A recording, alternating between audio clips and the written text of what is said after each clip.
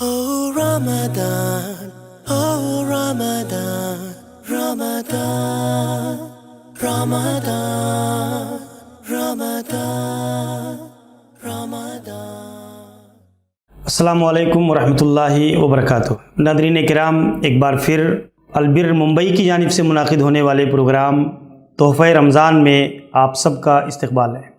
آئیے ہم دیکھتے ہیں کہ رمضان المبارک کے اس بابرکت مہینے میں ہم جو روزہ جیسی عبادت کو ادا کرتے ہیں، اس میں جو آداب، جو احکام اللہ کے رسول صلی اللہ علیہ وسلم نے ہمیں اور آپ کو بتائے ہیں، اس کو اختیار کرنا چاہیے اور اس کے مطابق ہمیں اپنے روزوں کو ادا کرنے کی کوشش کرنی چاہیے. رمضان المبارک کے اس بابرکت مہینے میں افطار کروانے کی بڑی فضیلت آئی ہوئی ہے. ایک آدمی کسی دوسرے شخص کو افطار کرواتا ہے تو اس کی فضیلت اور اہمیت بتاتے ہوئے اللہ کے رسول صلی اللہ علیہ وسلم نے ایک حدیث کے اندر بیان فرمایا. حضرت زید بن خالد الجہنی رضی اللہ عنہ کہتے ہیں، اللہ کے نبی صلی اللہ علیہ وسلم نے فرمایا، من فطر صائما کان لہ مثل اجرہ. جو آدمی کسی شخص کو افطار کروائے، روزہ کھلوائے، تو اسی کے مثل اس کو اجر و ثواب ملتا ہے. غیر انہ لا ينقص من اجر الصائم شیئا. اس روزہ افطار کرنے والے کے اجر سے کوئی کمی نہیں کی جاتی ہے.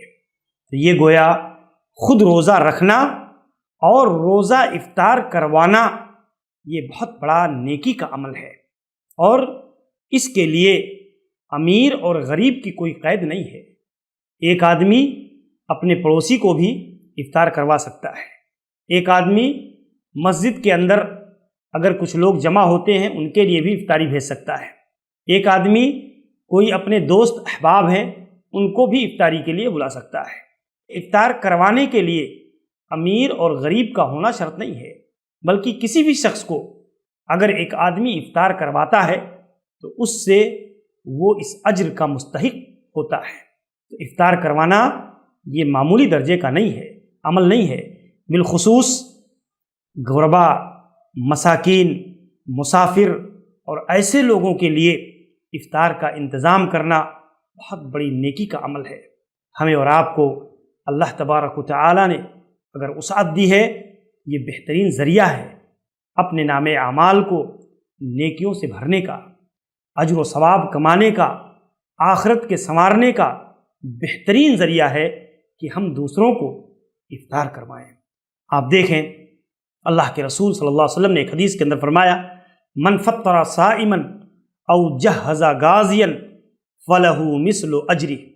جو آدمی افطار کرواتا ہے تو اس کے مثل اس کو جو ہے اجر و ثواب دیا جاتا ہے. اور جو شخص غزوہ کے لیے کسی مجاہد کو تیار کرتا ہے تو اس کو بھی اسی کے مثل اجر و ثواب ملتا ہے.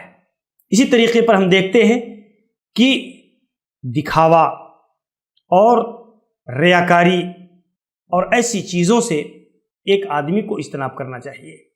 میرے بھائیوں، آج ہم فتنے کے ماحول میں، آزمائشوں کے دور میں زندگی گزار رہے ہیں. آج ہم دیکھیں ایک آدمی اچھا خاصا روزہ رکھتا ہے، بہت بڑی پارٹی دیتا ہے. افطار پارٹیاں آج کے دور میں سماج کے اندر بہت کثرت کے ساتھ عام ہوئی ہیں. افطار کروانے والوں کے الگ الگ مقاصد ہوتے ہیں.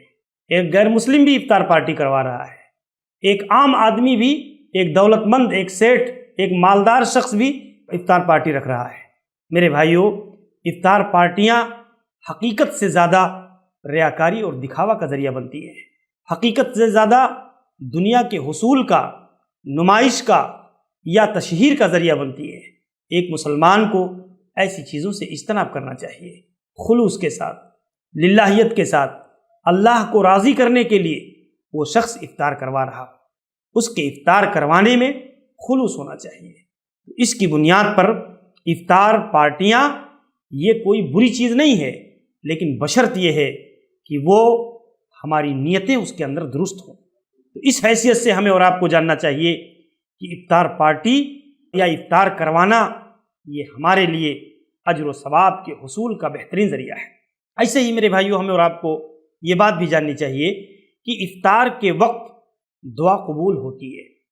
اللہ کے نبی صلی اللہ علیہ وسلم نے ایک روزہ دار کی دعا عمومی طور پر بغیر کسی وقت کی قید کے ایک روزے دار کی دعا اللہ تبارک و تعالیٰ قبول کرتا ہے جب بھی وہ دعا کرے۔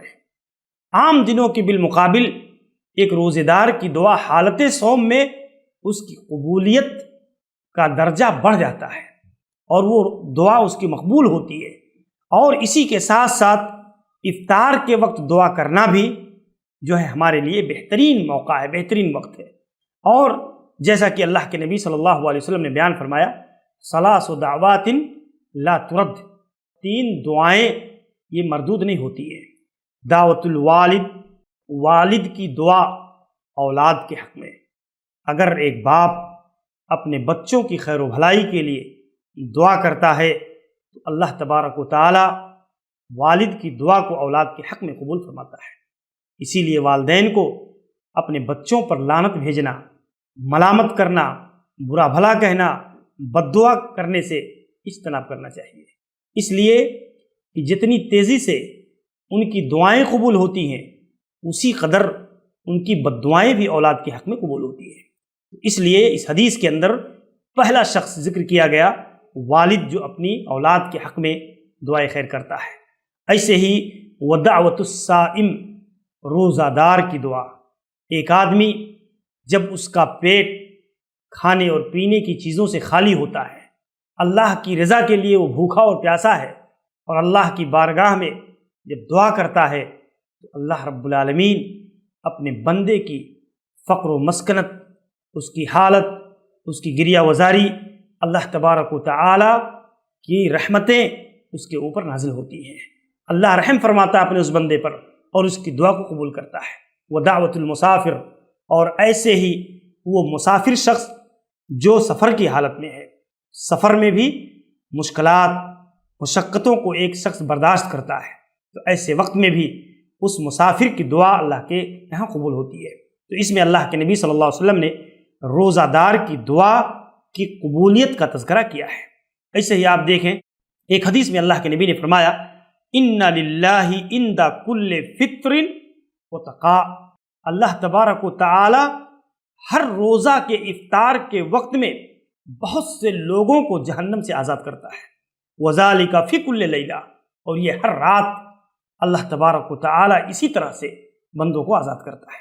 تو افطار کا وقت یہاں پر ذکر ہوا ہے، ان للہ عند کل فطر وتقا، ہر افطار کے وقت میں ہر روزہ رکھنے والے کے لیے یہ بہت بڑی اور بہت ہی عمدہ ترین چیز ہے کہ ایک آدمی دعا کرے۔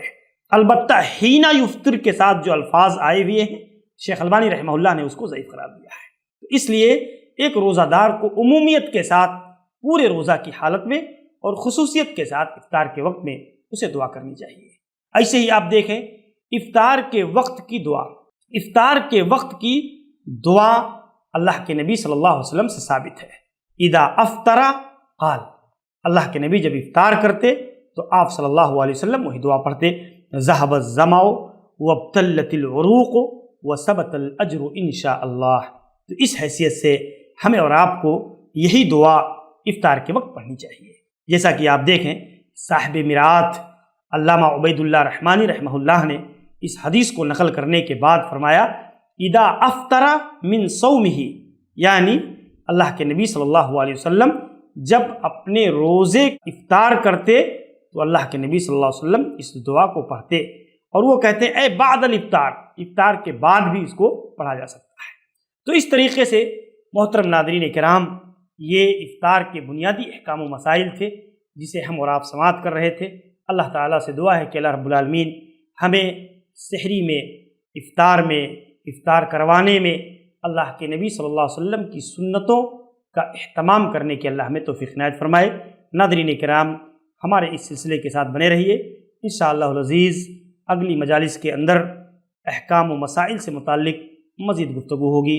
السلام علیکم ورحمۃ اللہ وبرکاتہ۔ Oh Ramadan, oh Ramadan, Ramadan. Ramadan.